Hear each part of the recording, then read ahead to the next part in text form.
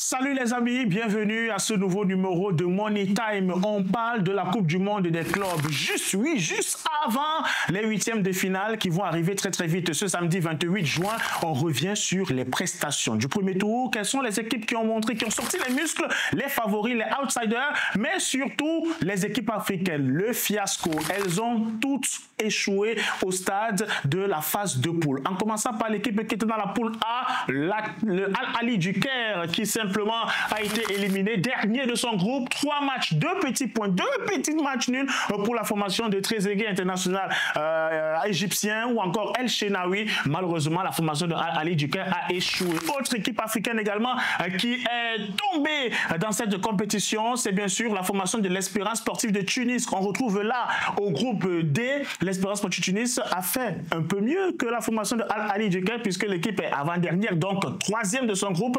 3 matchs, 3 petits points, 3 matchs nuls pour la formation de l'Espérance sportive de Tunis qui sort tout de même avec une victoire. Et là, on voit la 3e équipe, c'est Mamelodi Sundowns, la formation qui est là dans le groupe F. 3e de ce groupe, ça s'est joué à ça, à un rien pour se qualifier pour les huitièmes de finale. Mamelodi Sundowns dans le groupe F avec Borussia, Fluminense et Ulsan avec 4 points jugés insuffisants pour les Sud-Africains pour se qualifier pour les huitièmes de finale. Enfin, on a les Marocains du Wydad de Casablanca dans le groupe G. Derrière la Juventus de Turin, derrière Manchester City, derrière Al-Ain, 0 points, 3 matchs, 3 défaites pour les Marocains. Et ce qui vient à l'esprit, c'est bien sûr le questionnement. Que doit faire le football africain? Que doit faire la Confédération africaine de football sur ces compétitions? Que sont la Ligue des champions et la Coupe de la Confédération africaine de football? Une idée nous est venue à l'esprit. Est-ce qu'il ne faut pas revoir la structuration de ces compétitions-là? On va prendre un exemple très simple. Est-ce qu'il ne faudrait pas organiser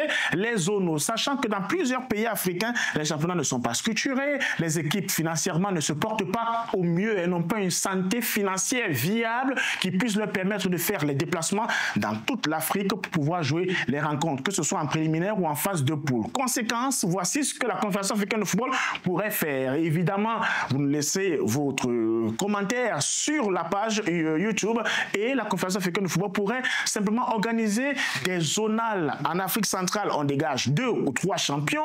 En Afrique de l'Ouest, on dégage 3 ou 4 champions. Ainsi de suite dans les parties de l'Afrique et les meilleurs puissent se retrouver finalement en compétition, que ce soit en Coupe de la Confédération africaine de football ou encore en Ligue des champions africaine, puisqu'il est plus facile pour un club de quitter du Togo pour aller au Bénin ou encore en Côte d'Ivoire, au lieu de quitter du Togo pour aller jusqu'en Afrique du Sud, jusqu'au Lesotho ou encore du côté de l'Égypte.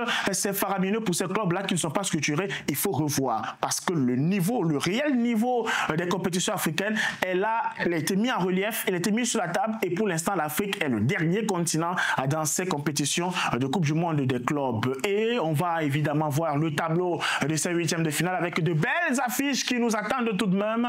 La formation de Paris Saint-Germain, le champion d'Europe en titre, va croiser son ancien joueur Lionel Messi et la formation de l'Inter Miami. Ça, c'est un huitième de finale qu'il ne faudra manquer sous aucun prétexte. De belles affiches à venir avec le PSG face à l'Inter de Miami. On aura Flamengo face au Bayern de Munich. Ça aussi, c'est une affiche qui voudra son détour parce que les clubs sud-américains ont montré qu'ils avaient de la poigne, qu'ils pouvaient rivaliser. On aura un choc 100% européen avec un classique de la Ligue des champions européenne, Real de Madrid face à la Juventus de Turin. La rencontre va se disputer dimanche prochain.